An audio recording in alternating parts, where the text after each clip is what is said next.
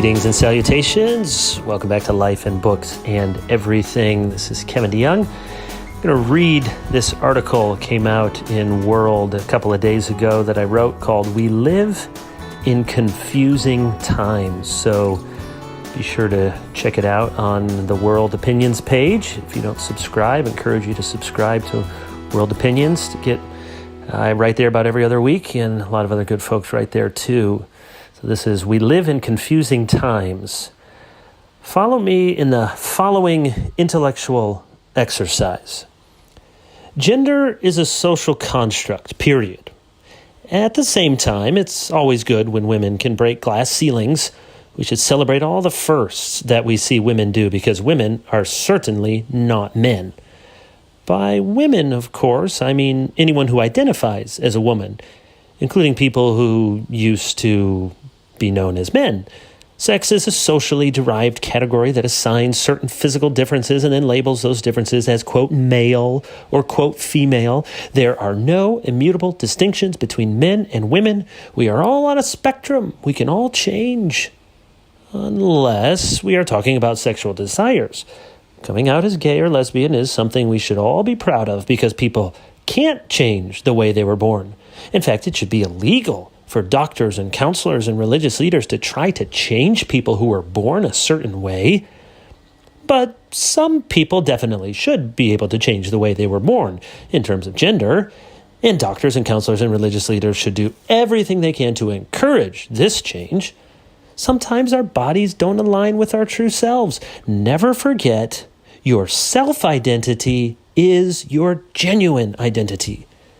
Except when it comes to race and ethnicity, you should never claim an ethnic or racial identity that isn't yours. Be very careful what you eat, what you wear. You can't just appropriate someone else's culture, you know. But you can appropriate someone else's gender, or go with no gender at all. We have all been socialized into a gender system that tells us how to think and how to act. The sooner we do away with the notion of a gender binary altogether, the better. But just remember, women have been held back by the evils of patriarchy. Women are oppressed. Men are oppressors. That's a fact. Not that, quote, women or, quote, men are anything more than fluid and culturally conditioned modes of self-identification, obviously.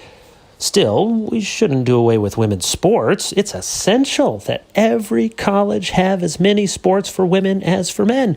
We must have equal opportunities for both sexes. Sports for women, sports for men. Those categories are absolutely critical.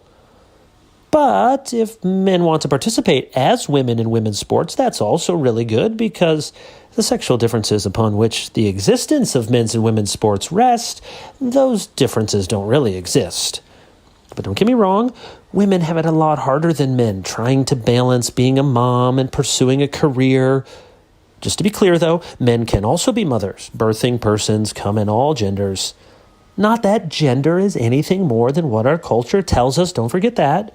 And don't forget that women get paid less than men in the workplace, and women are underrepresented in Fortune 500 companies, and we've still never had a woman president, or at least not a president that we took to be a woman. It's hard to say what a woman is without biologists weighing in. Not that being a man or a woman is rooted in biology, that goes without saying. Well, whatever a woman is, we know this much for sure. Women have a right to do what they want with their bodies. Reproductive freedom is the most important women's issue of our time. But I'm not saying that only women reproduce. Men can menstruate too. Being a woman has many challenges. That's why it's important we protect women and make them feel safe. Except in restrooms and locker rooms and in prisons, then it's okay for women to feel unsafe around men, because everyone knows those men are really women. It's also worth remembering that men and women don't have to look a certain way, but if a man becomes a woman, he should definitely pick a woman's name and try not to look masculine anymore. I mean, if there were such a thing as masculinity, because obviously there isn't, but sometimes there is, and then it's completely toxic. Here's the bottom line. Gender is a social construct, period. I know, it's complicated, but don't worry. The less you think about it, the more it will make sense. That is We Live in Confusing Times from the World Opinions page. Hope that until next time, you glorify God, enjoy Him forever, and read a good book. We'll see you then.